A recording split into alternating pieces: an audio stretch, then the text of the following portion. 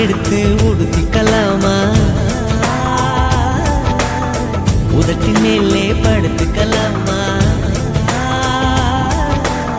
முத்தமழையில் நனைஞ்சிக்கலாமா கூந்தல் கொண்டே துவட்டிக்கலாமா பட்டு பூவே குட்டி தீவே விரலிடை தொட வரம் கொடமா